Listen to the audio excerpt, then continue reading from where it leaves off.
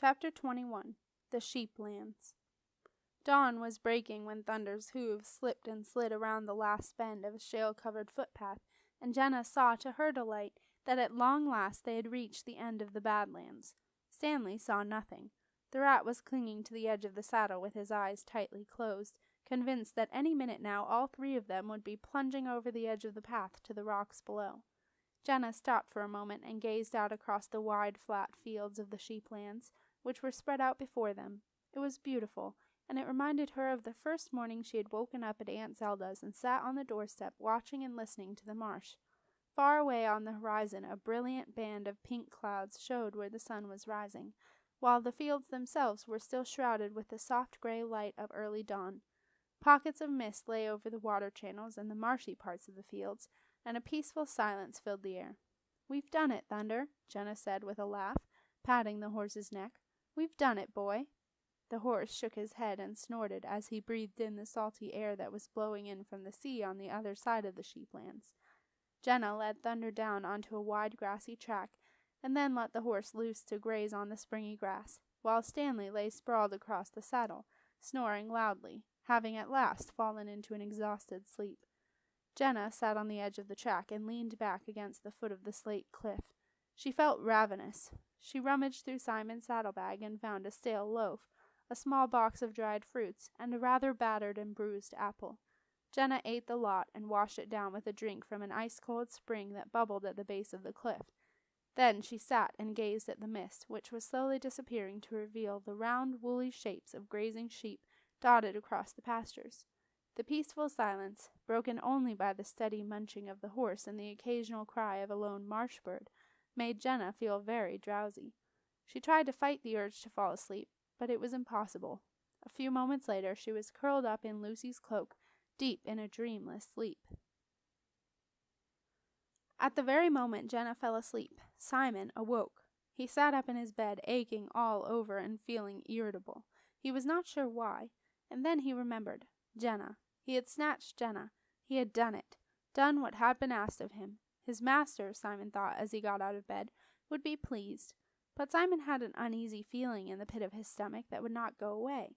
For now he had the second part of his task to fulfill. He had to take Jenna down to the Magog lair. He wandered into the observatory and noticed that Sleuth was not at its post guarding his bedroom door.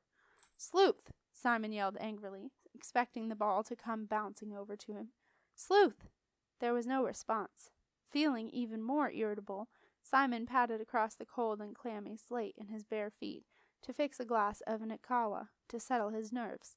Carefully he poured a muddy brown liquid with tendrils of floating mold into a tall glass, cracked a raw egg into it, and gulped it down. It tasted foul. Feeling more awake, Simon looked around the slate chamber to see where Sleuth had gone. Sleuth would regret leaving its post when Simon found it. He'd make sure of that. What's going on?" Simon raced over to the cell door. The Jenna-sized slab of chocolate lay flat on the floor, and Simon did not need to open the cell to know that he would not find Jenna inside. But he opened it anyway, angrily throwing the door back so that it hit the wall with a violent bang, and promptly shattered into thousands of pieces of the very best chocolate. Simon swore. All his hopes vanished at the sight of the empty cell. He threw himself to the floor and had a few minutes of what Sarah Heap used to call tantrum time, before he finally got up from the floor and began to think again. Jenna couldn't have got that far. He would send Sleuth after her with a tag. "Sleuth!" Simon yelled furiously at the top of his voice. "Sleuth! If you don't come out right now, you will be sorry. Extremely sorry." There was no response. Simon stood in the silent observatory and smiled to himself. Now he knew what had happened. Jenna had taken Sleuth with her. The silly kid had thought that Sleuth was just a handy light. He'd find them both down in the burrow. Simon's musings were interrupted by a strange sound coming from the glow-grub tub. He went over and found the lid was locked. That was odd. He couldn't remember locking the tub. In fact, he never bothered to lock the glow-grubs. They were all too scared to even try to escape. So what had he done with the key? And what was that noise? Simon put his ear to the tub and heard the unmistakable sound of bouncing. Bouncing? Sleuth! After giving up the search for the key, Simon took a crowbar to the lid and levered it off. Sleuth shot out like a cork from a bottle, showering Simon with hundreds of sticky glow-grubs. "Right! yelled Simon. That's it. She's in for it now. Tag on Jenna, sleuth. Go. Simon hurled the sticky green ball across the observatory and followed it as it bounced past the skull, through the archway, and shot off on the long descent down the steps. Sleuth and Simon reached the bottom of the steps, skidded on the Magaga slime, and raced along the passage that led to the old worm chamber. She'll be down here, Sleuth, Simon puffed as they neared the worm chamber. Down here, scared out of her wits. Or maybe she's done me a favor and found herself a nice Magog. Saved me a lot of trouble, that would, Sleuth. Hey, careful, you stupid ball. Simon ducked to avoid Sleuth as the ball suddenly bounced back at him. Just get in there, will you? He shouted. This is no time to be playing games. The ball tried again, but bounced back and hit Simon on the nose. Furious, Simon snatched up the ball and strode into the worm chamber, straight into the thick, slimy hide of a landworm. Simon recoiled in shock. What had happened? How on earth had the landworm gotten in? And then a terrible thought struck Simon. My horse! He screamed. It's eaten my horse! Jenna woke with a start from a bad dream. She sat up awkwardly, feeling cold and damp, to find she was surrounded by a circle of curious sheep, lazily chewing the grass around her. Jenna stood and stretched. She had wasted enough time asleep. She and Thunder had to get moving, and somehow Jenna had to get to Aunt Zelda's. She climbed into the saddle while Stanley snored on. Stanley, said Jenna, shaking the rat awake. Mumbled the rat, half opening his eyes and gazing blearily at Jenna. Stanley, I want you to take a message to Aunt Zelda. You know where she lives, and— Stanley raised a paw in protest. Let me stop you right there, he said. Just so that we understand each other, I do not take messages any more. Absolutely no way do I perform the duties of a message rat. My license was revoked after that nasty business with the Extraordinary, and I have positively no wish to venture into the message rat area of operations again. Ever. No, sir. I mean, madam. But it's Midsummer Day tomorrow, Stanley, and I— protested Jenna. And if you think I am going out into those wretched marches again, you are sadly mistaken. It was a miracle I survived the last journey, what with the marsh python eyeing me up for supper, and those vicious brownies with their little teeth snapping at my feet, not to mention that moaning Minnie of a marsh moaner following me, wailing in my ear and driving me crazy. Ghastly place. Why a cultured young person like yourself wants to set foot in that pestilential pit again is beyond me. If you take my advice, I'd— So that's a no, then, is it? Jenna sighed. Yes. I mean no. I mean yes, it's a no. The rat sat up in the saddle and looked around him. It's nice here, isn't it? He said. Came here on holiday with my ma when I was a little lad. We had some relations who lived in the ditches that run out of the marshes to the sea. Lovely sand dunes down on the beach, and convenient for the port if you hitched a ride on a donkey cart. Stanley shivered. Or preferably a fast horse. We had some good times hanging out down at the port when I was a teenager.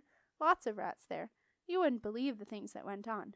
I remember— Stanley, said Jenna, an idea forming in her mind. Does that mean you know the way to the port? Of course, said Stanley indignantly. As a member of the Secret Rat Service, you can rely on me to get you anywhere. I am as good as a map.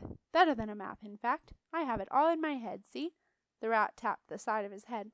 I can go anywhere, I can. Apart from the rare marshes, observed Jenna. Yes, well, the special marsh rats do that. More fool them. Like I said, I am not setting foot in that noxious swamp ever again. Ah, well, walk on, said Jenna, giving Thunder a gentle nudge with her heels. Very well, then, said Stanley, if you feel like that about it. The rat jumped from the saddle and landed a little awkwardly on the grass. Jenna stopped the horse. Stanley, what are you doing? She asked. What you told me to do, said Stanley grumpily. I'm walking. Jenna laughed. I was talking to the horse, silly. Get back up here. Oh, thought you were cross. I wouldn't take you through the marshes. Don't be daft, Stanley. Just get back on the horse and show me the way to the port. I can remember the way to Aunt Zelda's from there. You sure? Yes. Please, Stanley. Stanley took a running jump, leaped into the air, and landed lightly behind Jenna. It was a beautiful summer's morning. The sheeplands stretched before them, and on the horizon, in the far distance, Jenna could see the thin, brilliant white line of the sea glinting as the early morning sunlight glanced off the water. A firm, gravelly track took Thunder, Jenna, and Stanley across the pastures, leading them along invisible boundaries, past the lambing pens and the occasional reed bed, and over wide plank bridges that crossed the water channels running from the marshes on their way to the sea. Jenna let the horse amble slowly along and stop whenever he wanted to snatch at a tasty-looking tuft of grass and munch on it as he went. As the heat of the sun began to burn off the last of the mist, which still hung over the water channels, Jenna felt the dampness in her clothes evaporate, and at last she began to feel warm. But as the chill from the badlands left her, Jenna started to think more clearly. And the first thing she thought about was Simon. What was he doing now? Anxiously, Jenna glanced behind her. The steep black rock of the slate quarries rose from the flat sheeplands like a cliff from the sea. Above it lay the low gray cloud, casting a deep shadow. The badlands were still too close for Jenna's liking. She needed to put some distance between them. "Gee up, Thunder," said Jenna, urging the horse into a brisk walk, and resisting taking him into a trot. She knew Thunder must be tired, and they still had a long day's ride to the port ahead of them. Behind her, the rat sat up perkily on the horse's back, hanging on to the saddle with one paw, with the air of a seasoned rider. Jenna turned around again and checked the badlands. Suddenly she had an uncomfortable feeling that her escape had been discovered.